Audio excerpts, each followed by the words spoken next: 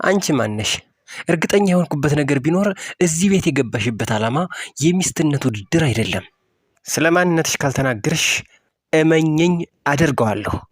ብንግባባ ግን ለዚህ ስራሽ እሸልምሽ ይሆናል። ጄሪ ላይ የፈጀችኝ ጊዜ አንቺ ላይ ብጠቀም ተያይዘን እናድግ ነበር። እች ልጅ ወደ እኔ ልዞር ነው እንዴ? ገዳይነቷን ገንፍሎ እየወጣ ነው። ሜርሲ፣ ለምንድን ነው የቀረጽሽው? ይህን ይዘሽ ልታስፈራሪኝ ብቻ ባልሆነ እየፈለግሽውን ማድረግ ትችያለሽ። ምን ነው ስለቀደምኩሽ ተናደሻል መሰለኝ። የደፍኒ ልጅ ነኝ። የወይዘሮ ሰምሃል ሰራተኛ፣ በወይዘሮ ሰምሃል እጅ የተገደለች ሴት ደፍኒ። አዎ እየተበቀልኩ ነው። ገና ይቀረኛል። በእናቴ ሞት የተሳተፉ ሁሉ አንዳቸውም አይቀሩኝም። ሲሆን አንድ ነገር እንድናወራ እፈልጋለሁ። እህቴ ያለችሽን ነገር ለእኔም እንድታደርግ ይፈልጋለሁ። ወይዘሮ መርሲን ማጥፋት። አዎ ማጥፋት። ወይዘሮ ሞርሲና፣ ይቅርታ ተመስጦ ላይ ነኝ። ለጆሮዬ ምግብ ያልሆነውን ድምፅ መስማት አልፈልግም። ወንድሜ ዛሬ የሆኑ ደስ የሚሉ ስሞችን እየነገረኝ ነው። ለመለያየት እንዲሆነኝ ምንድን ነው ስራሽ? አክስቴ፣ ማታ ያየኋትን አሻንጉሊት አይደል እንዴ የምትመስዪው? ህፃን ዲያና። ሰላም ጤና ይስጥልን ውድ የተከበራችሁ የቻናላችን ተከታታዮች፣ በዛሬው ቪዲዮአችን ድር ድራማ ክፍል 13 አበይት ትዕይንቶችን የምናደርሳችሁ ይሆናል።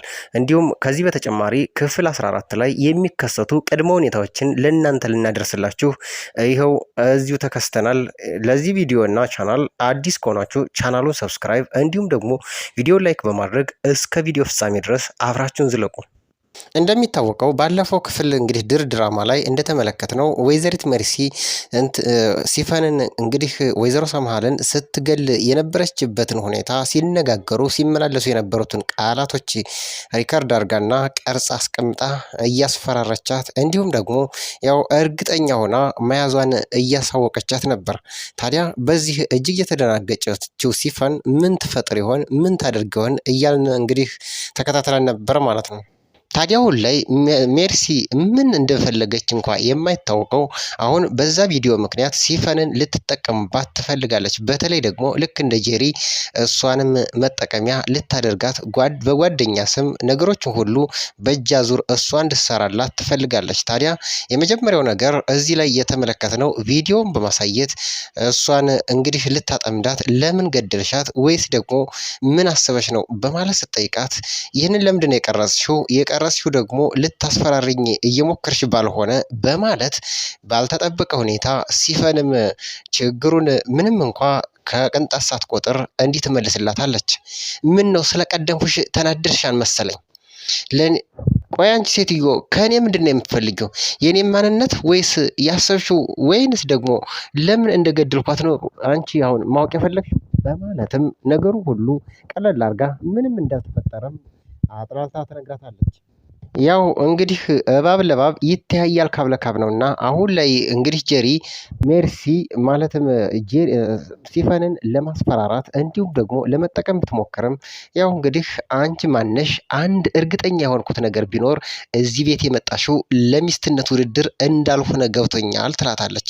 ታዲያ መቼም ይህንን ቪዲዮ ቲክቶክ ላይ ልለቀው እንዳልሆነ ታውቂያለሽ። ነገር ግን ስለማንነትሽ ካልተናገርሽኝ ግን እመኘኝ አደርገዋለሁ በማለትም ልታስፈራራ ስትሞክር ያው እንደፈለግሽ ማድረግ ትችላለሽ፣ እኔ የደፍኒ ልጅ ነኝ፣ የወይዘሮ ሰምሃል ሰራተኛ፣ በወይዘሮ ሰምሃል እጅ የተገደለች ሴት ደፍኒ በማለትም እጅግ ታስደነግጣታለች። ምንም እንኳ እንግዲህ ወይዘሪት መርሲ ልታስፈራራትና እንዲሁም ደግሞ ልትጠቀምባት ሞክርም ይህንን ግን አልጠበቀችም ነበር። የደፍኒ ልጅ ትሆናለች ብላ በጭራሽ አድጋ ይህን ያክልም ስራ ትሰራለች ብላ እሷ አልጠበቀችም ነበር። ደፍኒ በማለት ወዲያውኑ ኮምሽሽ አለች። አዎ ደፍኒ እናቴን የገደሏትና እሷን ደግሞ እንግዲህ ለሞት የዳረጓትን ሰዎች እየተበቀልኳቸው ነው።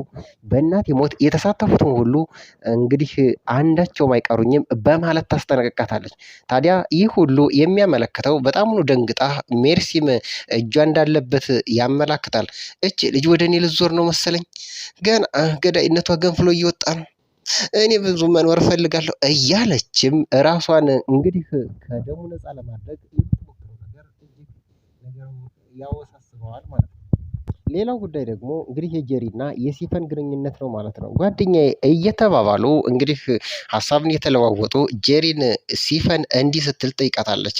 እንዴት ልታደርጊ አስበሻል? ወይስ ደግሞ እንግዲህ አዲሱ እንግዳችንስ እንዴት ነው አመጣጡ? እያለች ስለ እርግዝናዋ መጠየቅም ጀመረች።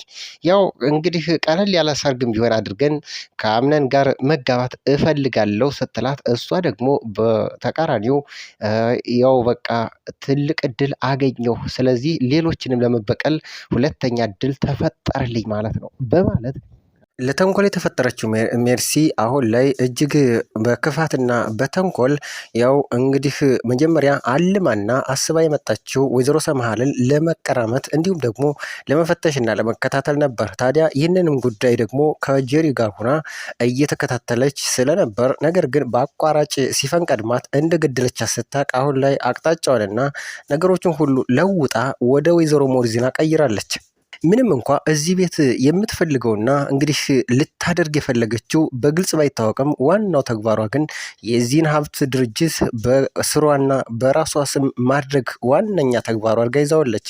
ታዲያ አሁን ላይ ጄሪ ከወይዘሪት ሜርሲ መራቅ የማትችለው ምክንያቱም የተያዘባት የወይዘሮ ሰምሃልን እንደመረዘች ይህንን ጉዳይ እንዳታወጣባት በእንቅጥቅጥና ሌላው ደግሞ አቶ አምነን ጋር በዚህ ልክ እንድትተሳሰርና ከዛም ባለፈ ደግሞ አሁን ላይ በውሸት አርግዣለሁ እያለች አቶ አምነንን ግራ ስታጋባውና ስታወዛግበው የሆነችው ሁሉ ይህንን እስከዚህ ድረስም የተጓዘችው በሜርሲ አማካኝነት እንደሆነ ስለምታውቅ ሜርሲን ካጠገቧ መራቅም እንዲሁም ደግሞ ያዘዘቻትን ሁሉ አላደርግም ማለት አችልም።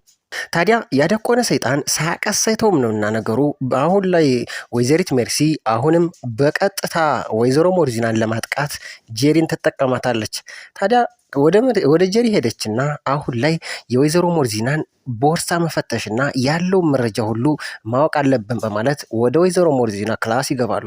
ከገቡ በኋላ ወዲያውኑ ሲደናበሩና እንዲህ ወዲህ ወዳ ሲራወጡ እንግዲህ በድንገት አቶ አምነንና ወይዘሮ ሞርዚና ይመጣሉ። ታዲያ የመንተፍረታቸውን ከቁም ሳጥን ውስጥ ይገባሉ። ጉድ እኮ ነው እናንተው። ይህ ጉዳይ እንግዲህ ወዲያውኑ ያው አቶ አምነንና ወይዘሮ ሞርዚና እየተነጋገሩ በተለይ ደግሞ እንደ ወይዘሮ ሰምሃል ሁኜ አንተን ልንከባከብህ እዚህ ቤትም ልኖር ነው የመጣሁትና ስለዚህ እንደ እናትህ እየኝ እንጂ እንዳክስትህ አትየኝ በማለት ወይዘሮ ሞርዚና አቶ አምነንን እያሳመኑትና እያስገነግዘቡት ባለበት ሁኔታ እቺ ሴትዮ በቃ እዚህ ልትኖር ነው የመጣችው ወይኔ የወንድሜ ልጅ ካደኝ እያለች ምንም እንኳ ቆም ሳጥን ላይ ሆናም እንኳ ተንኮሏና ሴራዋን አላቆመችም ነበር ወይዘሮ መርሲ። ታዲያ አሁን ላይ ወይዘሮ ሞርዚና የእህቷን እንግዲህ ጠላት መበቀል አንደኛ ተግባሯ አድርጋ ይዘዋለች። ለዚህም ደግሞ ይረዳት ዘንድ ወይዘሮ ሲፈንን ማስጠጋትና እንዲሁም ደግሞ አቅርቦ ነገሮችን ሁሉ እንግዲህ በእጅ አዙር እንድትከታተልላት ትፈልጋለች። ታዲያ ወይዘሮ ሲፈንን ነይ እስኪ የኔ ልጅ በማለት ትጠራትና ሲፈንም እጅግ በጣም ያዘነችና እንዲሁ የተጎዳች ለመምሰል ያዞምባ እንዲሉ እንባዋን ትዘረግፈዋለች። ወይዘሮ ሰምሃል በመ ሞቷ እጅግ በጣም አዝኛለሁ። እዚህ ቤት በቃ የመኖር ዋስትናዬ በዚህ በኩል እንግዲህ ይቋረጣል በማለትም ለወይዘሮ ሞርዚና ስትነግራት ወይዘሮ ሞርዚና ችግር የለውም ድርጅቱ ላይ እንደምትቀጥርሽ ነግራሽ እንደነበርም አውቃለሁ። ስለዚህ እሱን ስራሽን ትቀጥያለሽ። ነገር ግን እህቴ ያለችሽን ሁሉ ለእህቴ ቃል የገባሽላትን ለእኔም እንድታደርጊልኝ እፈልጋለሁ ትላለች። ይሉሽን ባልሰማሽ ገበያ ባልወጣሽ አሉ። ይህንም ጉዳይ ደግሞ ወይዘሮ ሞርዚና ለሲፈን እንዲህ ስትል ማስረዳቻት። አዎ አሁንም በቀጥታ ወይዘሮ ሜርሲን መከታተልና ማጥፋት፣ ከዚህ ቤት ማጥፋት፣ አዎ ማጥፋት በማለትም እንግዲህ የሞንተፍረቷን ትነግራታለች። ይህ ለወይዘሪት ሲፈን ግን እጅግ ትልቅ እድል ነው። ምክንያቱም የእናቷ ገዳዮችን የተሳተፉትን ሁሉ ለመበቀል ሁለተኛ እድል እንዳገኘችም እጅግ በጣም አመርጭና በጣም ማራኪ እድል ነው ማለት ነው። ታዲያ ይህንን ተጠቅማ በድርጅቱ ውስጥ ተቀጥራ እዚህ ቤት የመኖር ዋስትናዋ ከተረጋገጠላት አንድ ባንድ የእናቷን ገዳዮች በእናቷ ሞት ላይ የተሳተፉ ሁሉንም ሰዎች እስከ መጨረሻው ትበቀላቸዋለች ማለት ነው። ቀጣይ የእሷ እንግዲህ ወዴት ያዞር ይሆን? የትኛዋን ትበቀል ይሆን? ታዲያ በሚቀጥለው ክፍል እንግዲህ ሲፈን ወይዘሮ ሰምሃልን እንደገደለቻት ለሞርዚናም ይሁን ለአቶ አምነን ማንም አይነግረውም። ምክንያቱም እንግዲህ እንትኑ ድራማው እንዲቀጥል ከተፈለገ ይህ መነገር አይኖርበትም ማለት ነው። ሌላኛው ጉዳይ ደግሞ በተለይ እንግዲህ ወይዘሮ መርሲና አንዲት ህፃን ልጅ ማለትም የወይዘሮ ሰምሃል የእህቷ ልጅ እንግዲህ ዲያና የምትባል መታለች ማለት ነው። ብዙ ቀረቤታዋ፣ ብዙ እንግዲህ ኮንታክቷ፣ ብዙ ግንኙነቷ ከወይዘሪት ቤሌን ጋር ቢሆንም ነገር ግን አሁን ላይ ወይዘሮ ሜርሲን እጅግ ጨርቋን አስጥላ እንግዲሁም ፀጉሯን ልታስነጫት ደርሳለች። እጅጉኑ በጣም ታናዳታለች። እኔ እንደውም ሲመስለኝ በቃ እሷን አናደሽ እንዲሁም ደግሞ ጨርቋን አስጠያት ተብላ የተላከች መልእክተኛም ትመስለኛለች። አሁን ላይ እጅግ በጣም ነው እንዳትመታት ህፃን ልጅ እንዲሁ እንዳትቆጣት የሰው ልጅ በጣም አስቸጋሪ ሆኖባት በጣም ነው ተንጨርጭራ አንቺ እንሽላሊት ማለቴ ይቅርታ አሻንጉሊት እያለች ሁሉ እስከ መሳደብም ደርሳለች።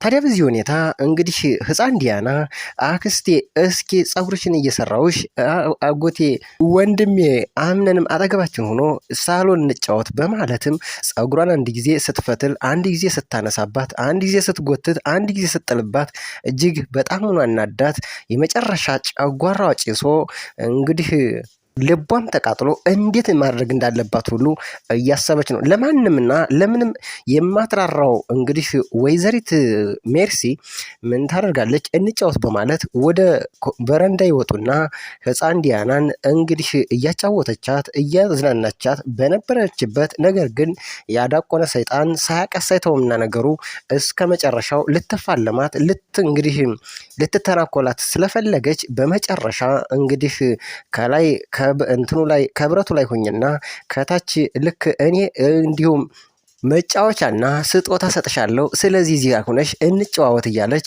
ካጨዋወተቻት በኋላ በመጨረሻ ግን ወደ ታች ከላይ ከሁለተኛ ፎቅ መሬት ላይ ተወረውራታለች። ተኛ ለቤቱ እጅግ ትልቅ ሀዘን አሁንም ጨምሯል።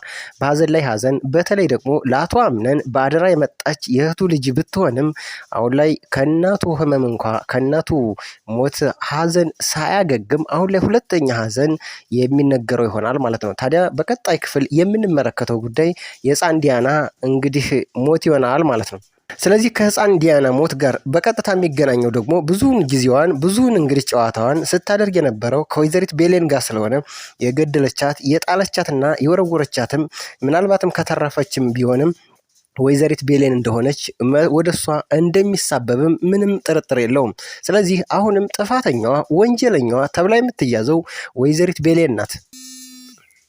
ስለዚህ በሚቀጥለው ክፍል የምንመለከተውና እንግዲህ የምንጠብቀው ጉዳይ ቢኖር ቤሌን በዚህ ጉዳይ በህፃን ዲያና ጉዳይ ወንጀለኛ ተብላ እሷ እንደምትጠየቅና በተለይ ደግሞ ወይዘሮ ሞርዚና ይህንን ነገር ቤሌን እንደማታደርገው እንደምትቃወም የምንጠብቀው የምናየው ጉዳይ ይሆናል ማለት ነው። ታዲያ የተከበራችሁ ውድ ተመልካቾቻችን ይህንን ቻናል ሰብስክራይብ ካላደርጋችሁ ሰብስክራይብ፣ እንዲሁም ደግሞ ቪዲዮ ላይክ በማድረግ እስከ መጨረሻው ድረስም አብራችሁን ስለቆያችሁ ከልብ እያመሰገን የእናንተን ሀሳብ በቀጣይ ክፍል ምን ሊከሰት ምን ሊፈጠር ይችላል የሚለውን በሀሳብ መስጫ ሳጥን ውስጥ እያስቀመጣችሁልን ሰብስክራይብ በማድረግ እንድታበረታቱን ጭምር ከልብ እናመሰግናለን። ስለዚህ በሚቀጥለው ክፍል የምንጠብቀው